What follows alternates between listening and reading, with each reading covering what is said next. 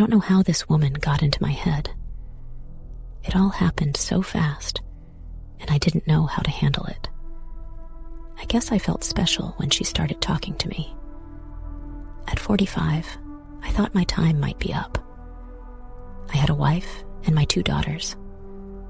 I'd fallen into a routine of obligations. I work delivering fruit to neighboring towns. I live in a commune, and on several occasions, I have to travel to other villages.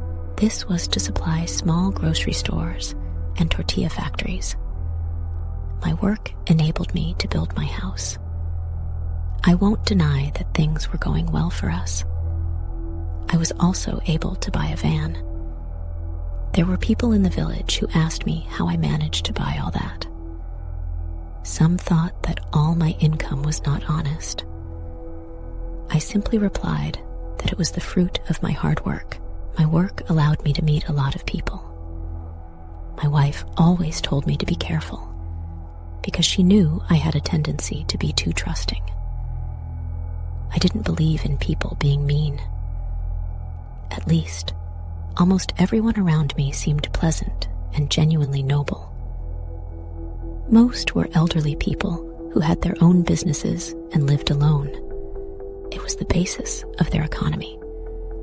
Many of these customers gave me free water. Others also invited me to eat. It was very common for me to accept. I could see the sincerity in their faces.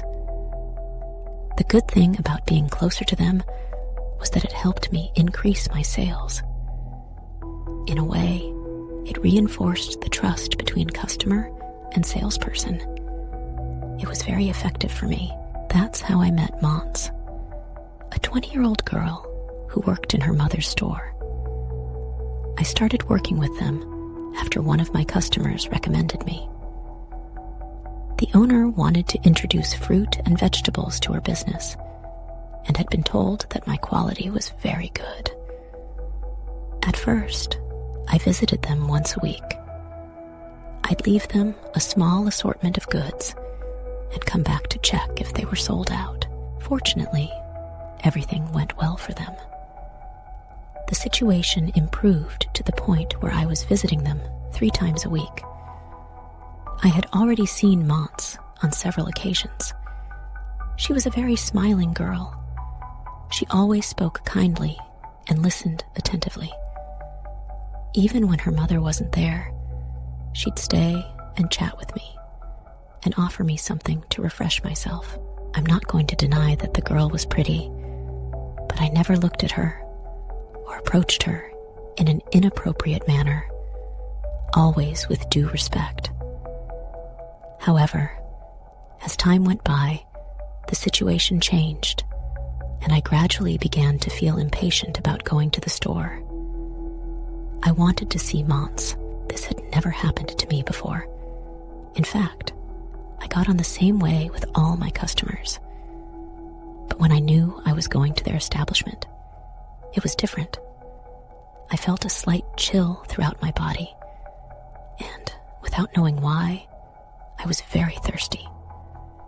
I could ask for water elsewhere, but it didn't help. It was only with the water they gave me there that I could feel my throat rehydrating. I remember that very often the girl or her mother would engage me in conversation. They seemed very interested in my personal life. They would ask me how my daughters were doing, how my wife was doing, and whether everything was going well at home.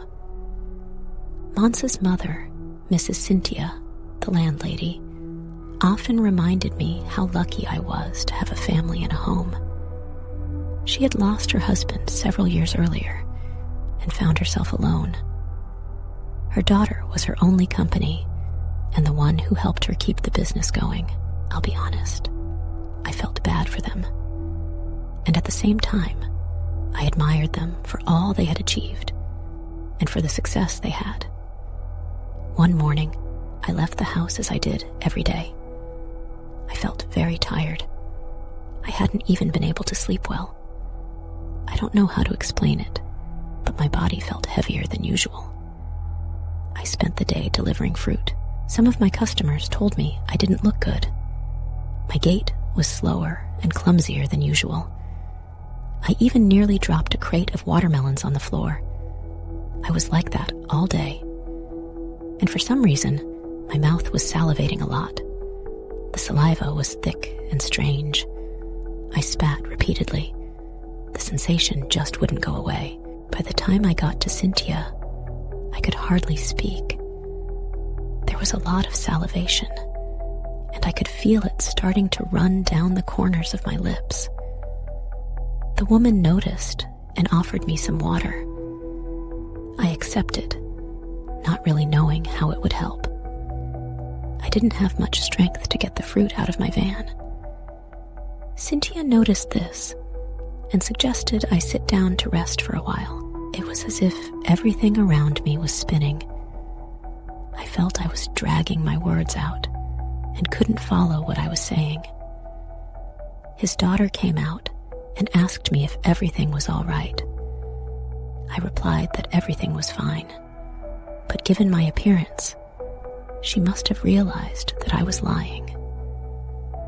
The girl watched me for a while, and for some reason, her attention made me uncomfortable.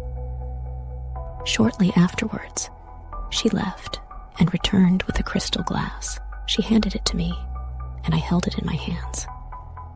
It was a strange color, somewhere between yellow and green. I asked what it was, and she told me it was a fever remedy. She smiled and told me to drink it. I put it to my nose. It wasn't an unpleasant smell, but it was strange. Perhaps I could describe it as a mixture of honey and something else I couldn't identify. Cynthia told me to drink it all at once, promising that it would do me good and that the next day I'd wake up in much better shape. I took a deep breath and did so. Although it was a large amount of liquid, I tried to ignore the taste. Unlike the smell, the taste was very unpleasant. The substance was thick. I could feel the liquid going down my throat. It was like the texture of egg yolk. The gagging surprised me, but I finished drinking it anyway. It felt very heavy. I really wanted to vomit, but I restrained myself. Mons told me to relax a little. The two women started asking me questions. I assumed it was to distract me for a while. I stayed with them for almost an hour until it started to get dark, and I realized it was time to go home. As I climbed into the van, I became aware of my wife's missed calls. I called her to reassure her. She sounded very worried, but I assured her that I was already on my way home. I took the main road back to my community. I still had about 30 minutes to go. On the sides of the road, there was nothing but trees and fields with different crops.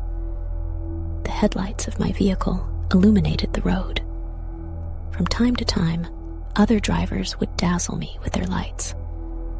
I felt strange, very bad. I was a bit discouraged, thinking I'd caught a mosquito-borne disease. I tried to slow down. I couldn't see the road very well, and I couldn't even hold the steering wheel firmly. My neck hurt a lot, and I felt a heaviness in my legs. My attention was fixed on the road when I heard a loud scream. It was short and quick, but it sounded like there was another person in the van with me. This alerted me, making me look around in all directions. In the passenger seat, there was nobody, nor was there anyone behind me. I thought maybe the fever was making me hear things. I decided to keep going and concentrate on the road. I was making a superhuman effort. Shortly afterwards, a cold sensation grazed my neck. I swear it felt like someone was touching me. It was an icy, dry contact, as if fingertips were sliding against my skin. A shiver ran through my body. Once again, I looked to the side. This time, there was a man sitting next to me. I couldn't make out his face, as the figure took me by surprise. I only looked at him for a few seconds. I almost lost control of the van. I slammed on the brakes and just stood there in the middle of nowhere. Fortunately, there were no other vehicles approaching. I looked to my right again, and this time, there was nothing. Just the window with the shadow of the trees in the background. My heart was beating fast. My head ached terribly with intense pressure. I could swear I'd seen someone. She was sitting right next to me, less than a meter away. I put my hands on the steering wheel and tried to calm down. My head was spinning at 1,000 miles an hour. Another van drove by, lighting up my face. The reflection almost blinded me.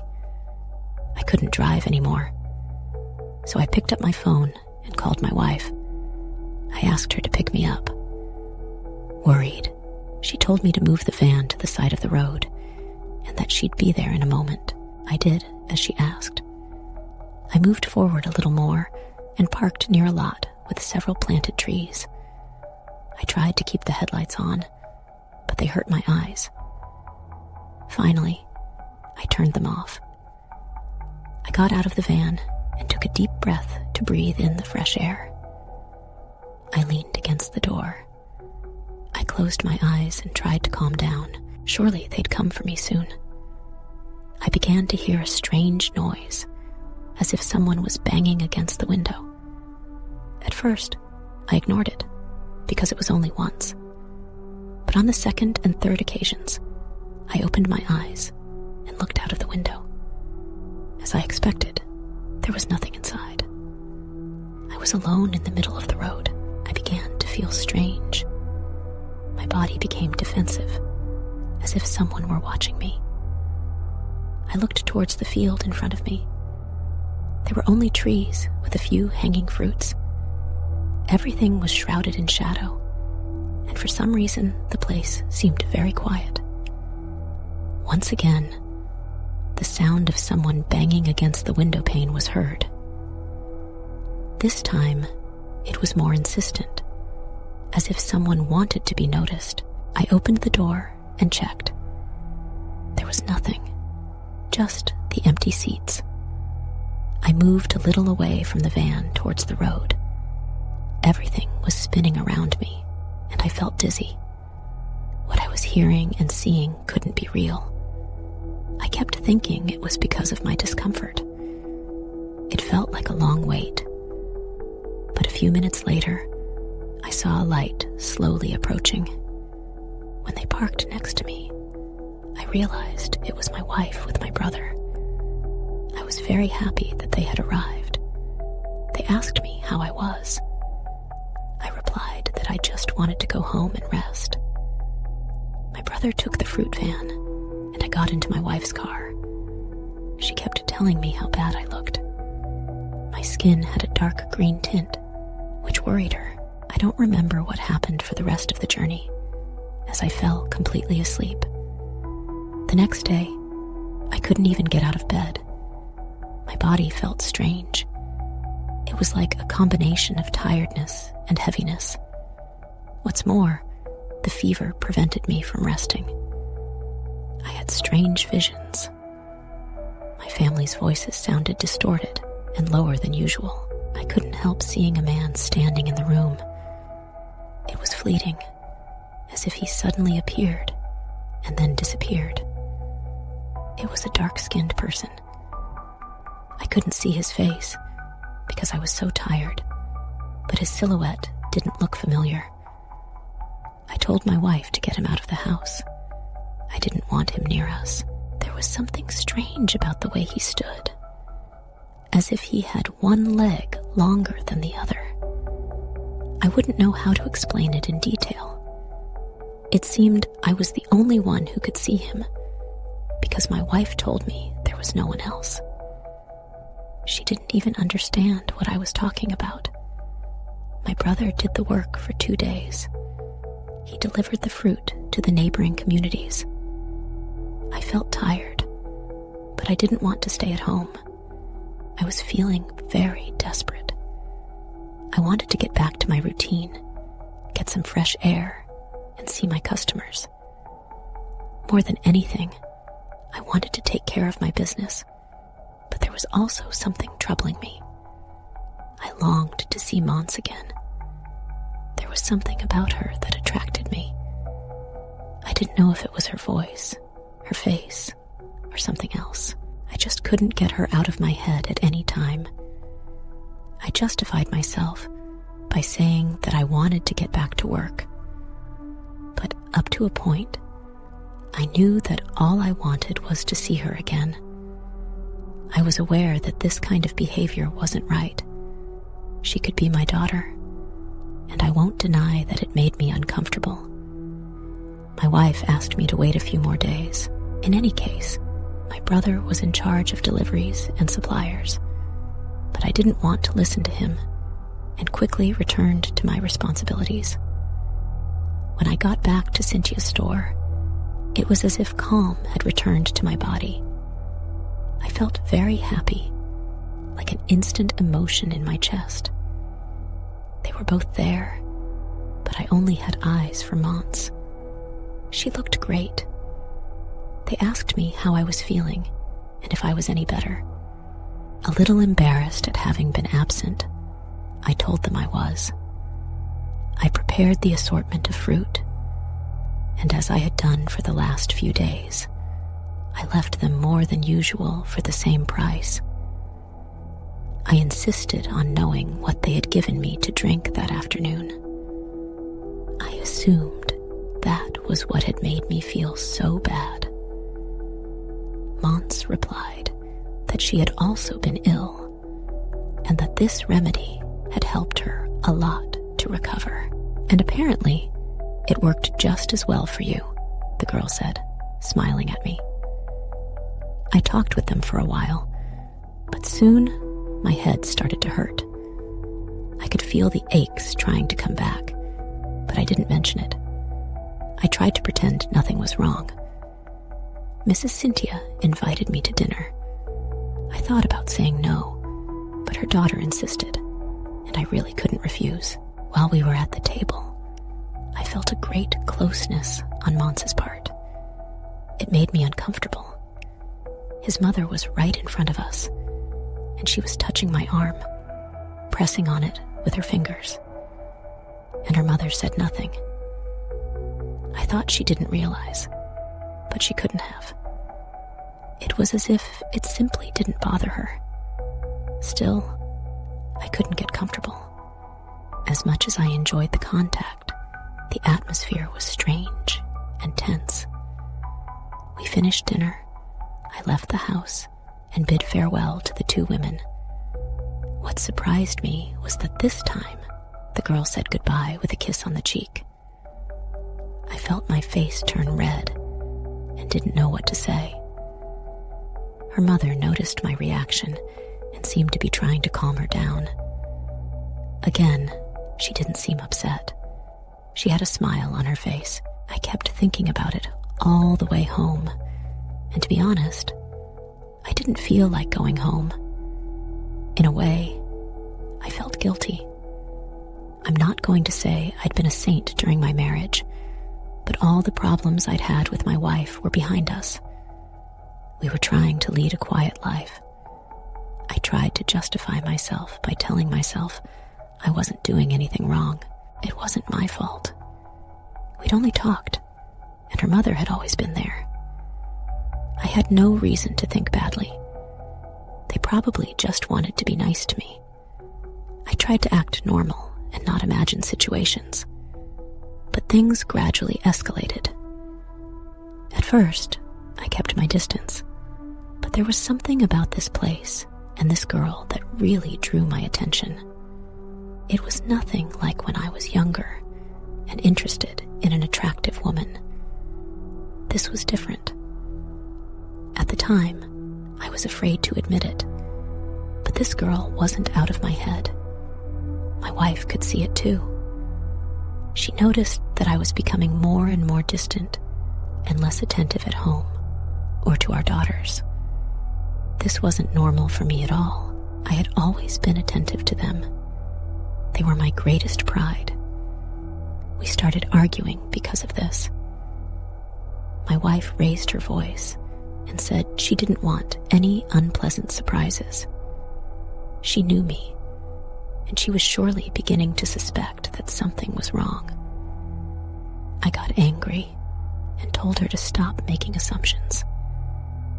I assured her that nothing was going on, and up to a point, it was true. Nothing had happened, at least not yet. Another thing I noticed was that my customers started complaining, and not because of my service, which had always been good, but because the fruit was starting to look bad. At first, it was just an establishment. An elderly woman told me that some of the apples were brown inside. It wasn't the first time this had happened to me, so I didn't think too much of it. But the second time, it was the same thing, and in the same place. What struck me as odd was that this only happened with her. None of my other customers were reporting the same problem. At least, not at first. Because then, it happened with other people. And not just with apples, but with almost all fruit. It clearly caused me losses. It was the first time it had happened to me on such a large scale. I had to talk to the suppliers to get them to check what they were delivering. And they did. But even so, the problem persisted. Sometimes I'd check them as they were giving them to me, and they'd look fine. Even when I delivered them to the stores, they looked fine. But the stains kept appearing, so much so that some people began to. Customers would give me an ultimatum to improve the quality of what I was selling them. Neither my wife nor I understood what was going on with the merchandise. When it arrived at the house, it seemed to be in good condition. We even tasted some of the fruit. It tasted and smelled good. But as the days went by, the situation worsened to the point where almost all the merchandise was damaged.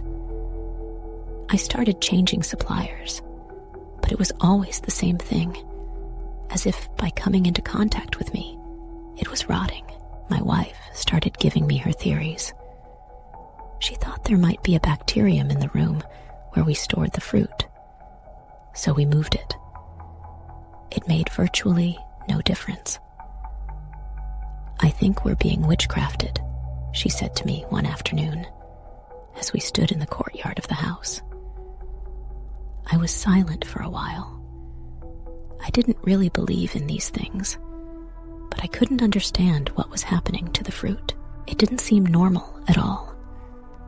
The only place I could forget everything that was happening to us was with Mons. Over the last few days, the remorse I'd felt towards her gradually disappeared. When she saw me, she'd greet me with a kiss on the cheek, and she'd taken to holding my arm, which she did very often. I liked it, and ended up letting her do it. What I'm about to say may be wrong, but it did me good to have someone like her paying attention to me. I wasn't the same man I'd been all those years ago. I still took care of myself and was on a soccer team with other friends from the village, which I suppose helped me keep fit. But I didn't feel attractive anymore, or at least not like I used to. I no longer paid attention to my appearance. Mons was always remarking on the way I was dressed, or noticing small changes in my appearance. I even started to grow a beard when she asked me to, something I'd never done before because my wife didn't like it. Despite work and problems with our business, my escape from stress was to go to dinner with Mons and his mother. I didn't do it almost every night because I didn't want my wife to find me out. So when I dined at home, I was in a bad mood. I didn't like my wife's cooking, and I didn't feel like listening to her. In my head, I always thought I'd be better off somewhere else. I stayed up late to avoid any exchanges with her. It was obvious that she knew something was wrong, but I guess at some point it stopped mattering to me. I began to perceive a rotten smell in the house. Every day it got stronger. I'd ask my wife if there was a rat hiding somewhere, or if she'd forgotten to take out the garbage. She replied that she couldn't smell it. She even insinuated that maybe it was all in my head. But the smell was there. I could smell it everywhere, even on my clothes and in my daughter's hair. I was disgusted. It was impossible to bear. Things with my family were becoming increasingly delicate. There were details I didn't realize, but my daughter Natalia would point them out to me. She was the eldest, had just started university, and we didn't talk much. She was going through this phase of distance and seriousness. One afternoon, in the living room, she stopped at the door and looked at me for a few seconds. I asked her if anything was wrong, and she replied that she found me strange.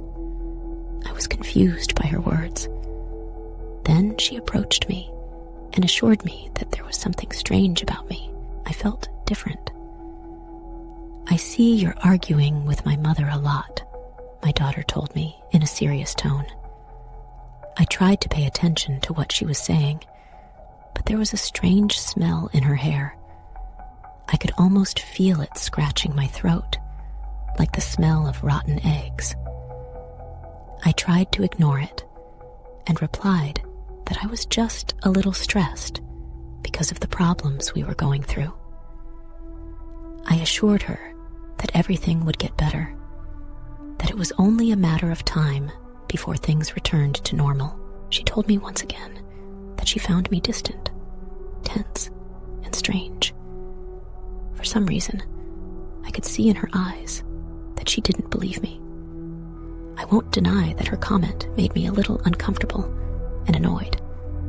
I suppose she noticed, because she remained silent for a moment. Then she left. I stayed on the sofa, thinking about what was happening. I felt disgusted to be home. I couldn't even stop the horrible smell. And everything my daughters and my wife said to me, I took badly. Dreams with Mons became more and more frequent. I couldn't get her out of my head. It was as if someone was repeating her name over and over again. I'd wake up in the middle of the night, restless. I wanted to go and see her, regardless of whether my wife noticed. By this time, we'd already exchanged phone numbers and were writing to each other most of the day. Sometimes the conversations became more intense. It was a mixture of flirtation and tension that made me even more desperate. I was careful not to let my wife find out, and I wouldn't let go of my phone for anything in the world, even if it was pointless, because we'd end up arguing. She'd make sure I had someone else. She reproached me for how, after so many years of marriage, I was capable of throwing everything away. I won't go into detail about how things escalated again and again. Suffice it to say that it was only a matter of time before the situation got completely out of hand. It was an afternoon when his mother wasn't home. The opportunity simply presented itself. Come to think of it, after our first meeting, there were several times when her mother would disappear, as if she were giving us time and space. I remember one time I came out of her room to go to the bathroom. The bathroom was at the end of the corridor. Almost halfway down, there was a large window overlooking the backyard of the house. As I passed by, I noticed a silhouette near the plants. It was a man with his back to the house.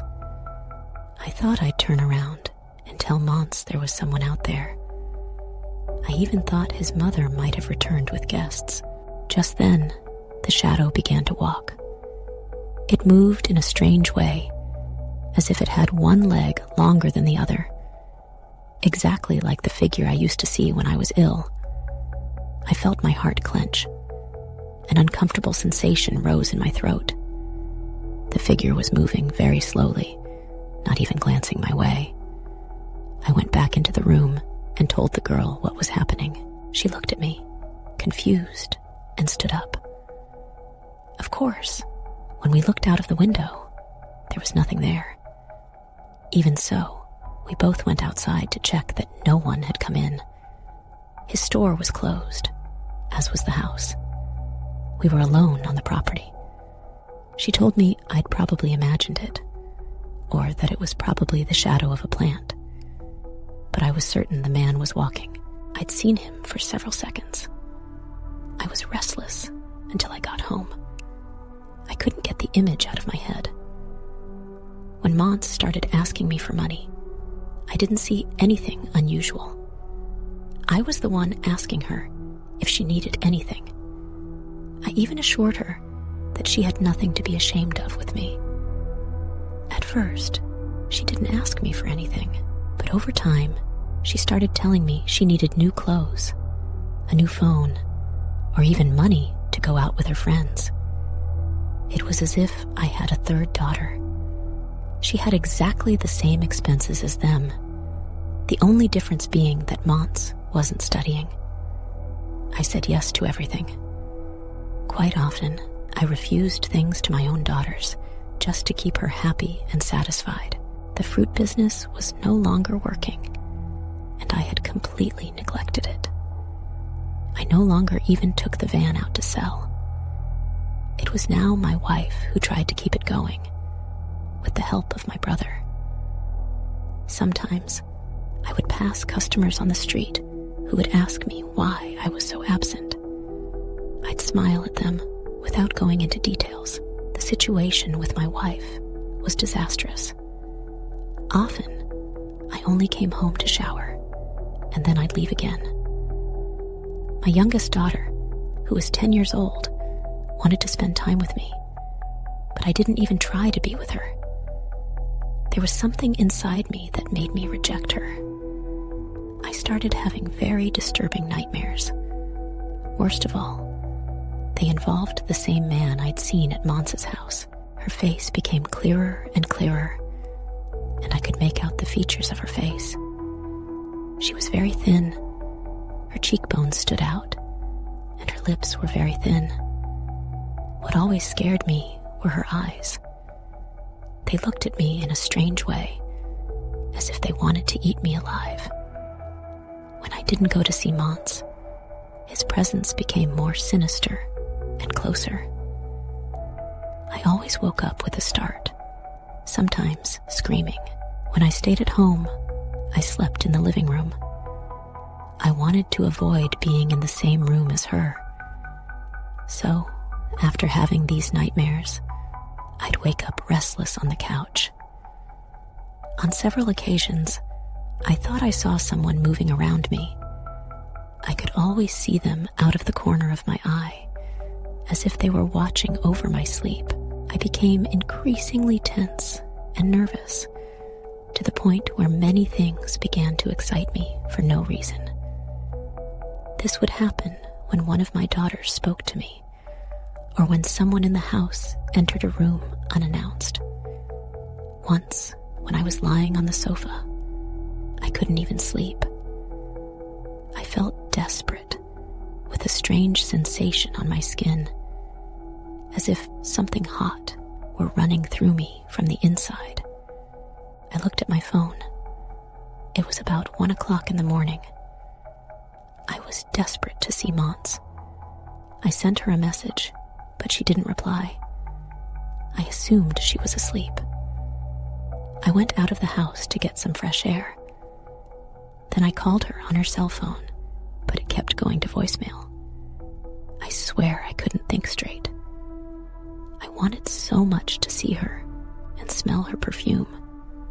I grabbed the keys to my van and set off down the road to her village. The road was lonely. There was no one on the road but me. The sound of my vehicle broke the harmony of the night. The breeze was very cool.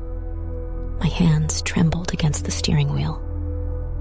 I even felt again what I had experienced a few weeks ago, as if my mouth were salivating profusely. The liquid was very thick and hard to swallow. I could feel it dripping from the corners of my lips. Just then, a movement surprised me. I felt vibrations in the van, as if someone were walking in the back, where I usually loaded the fruit for transport.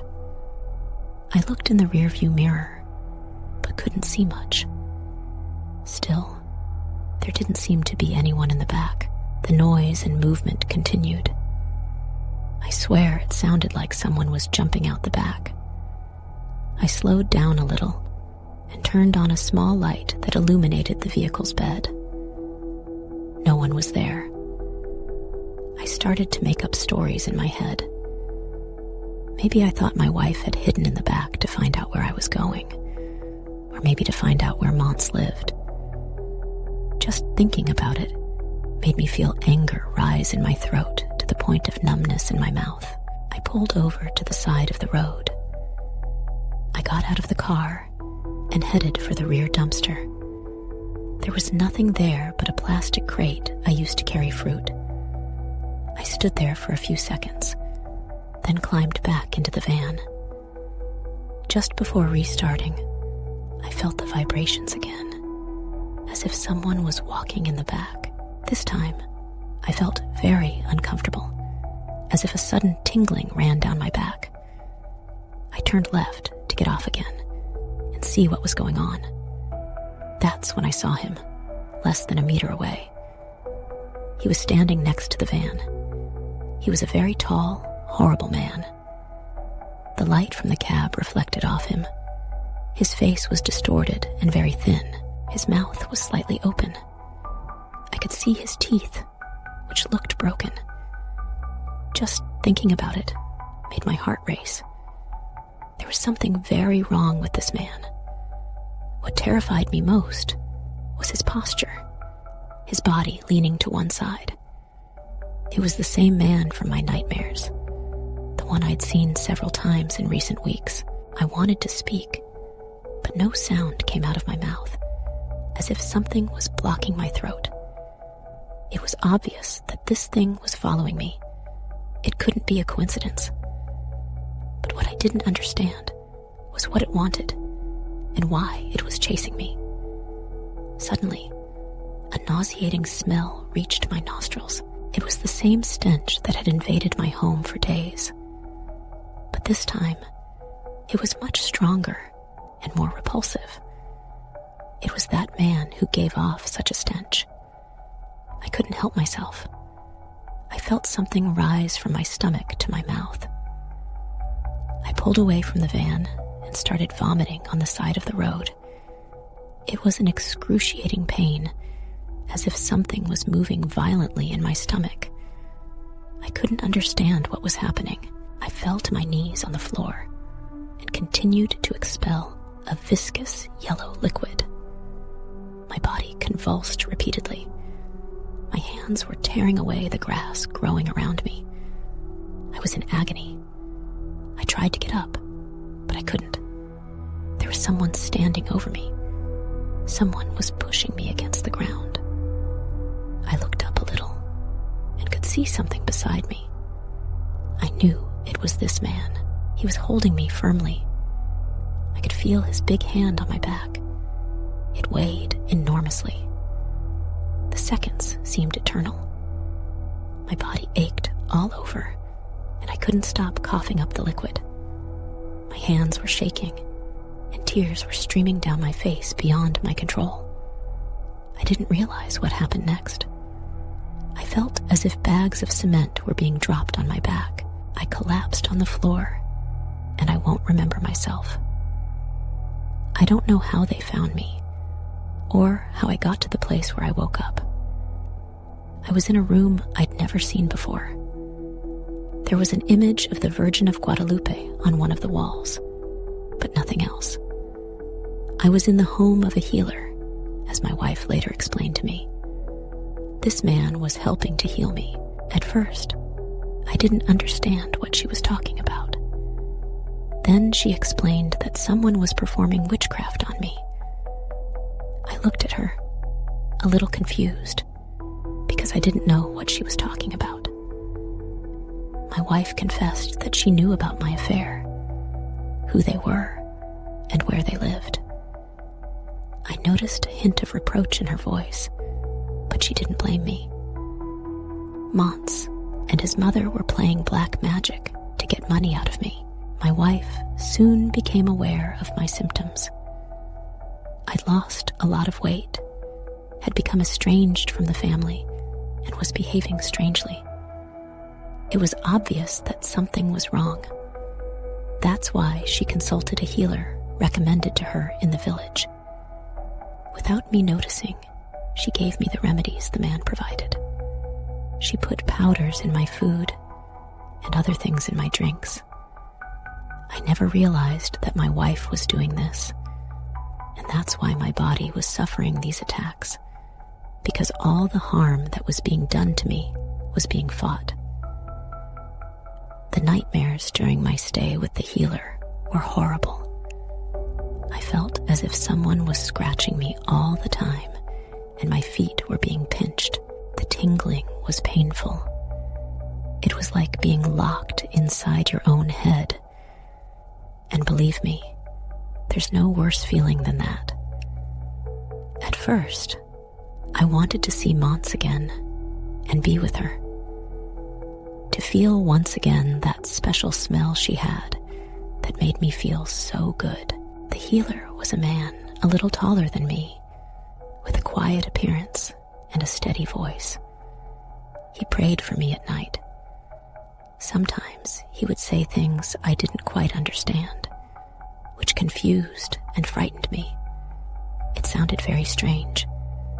The man would also give me something to drink, always from a crystal glass filled with a very dark liquid. It seemed to have the texture of petrol.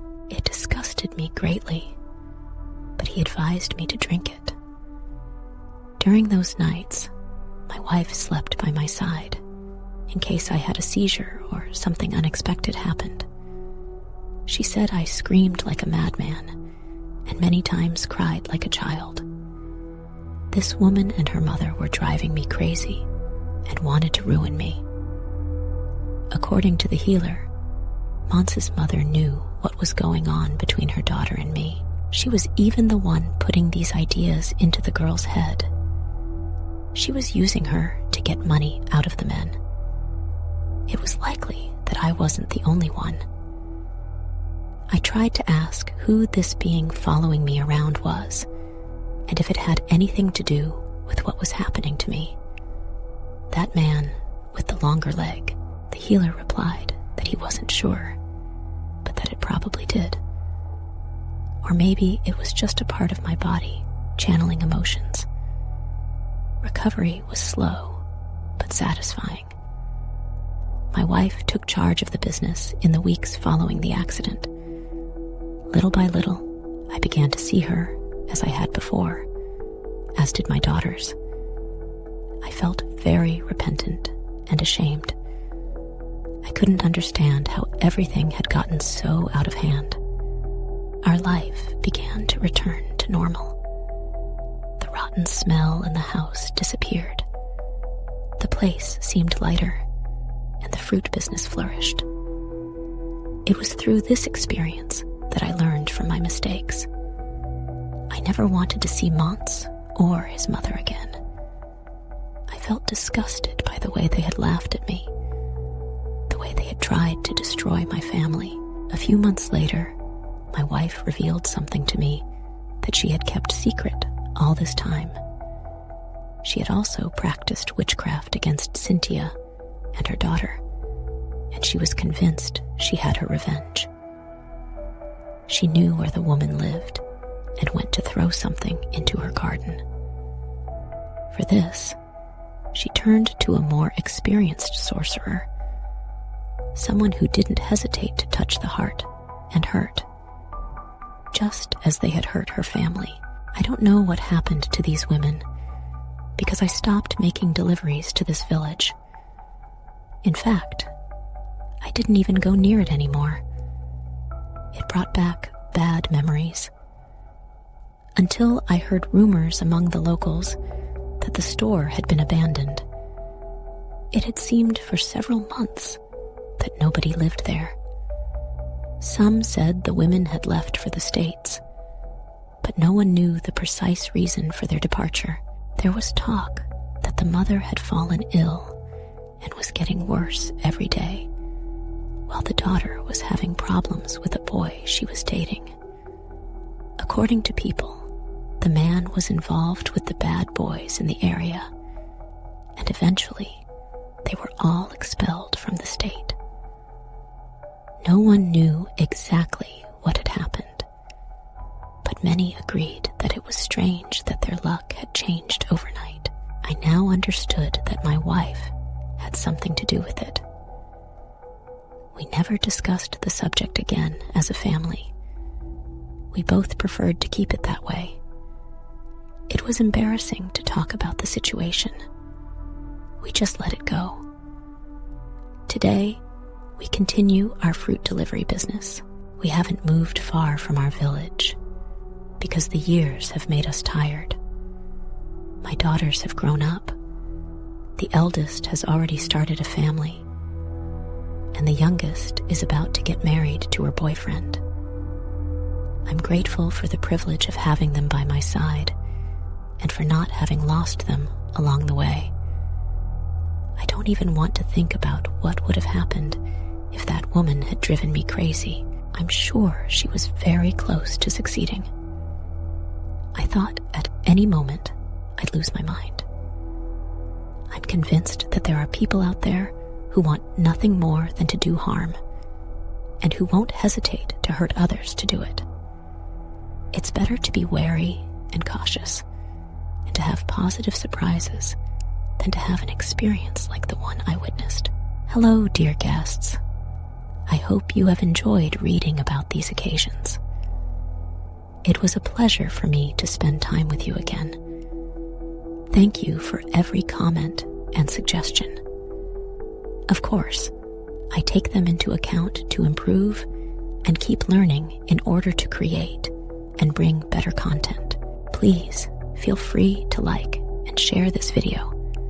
It helps us reach more people and grow the community. By the way, we're already 85,000 guests.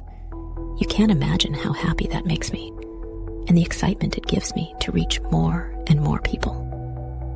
Thank you very much. Until next time, your last guest.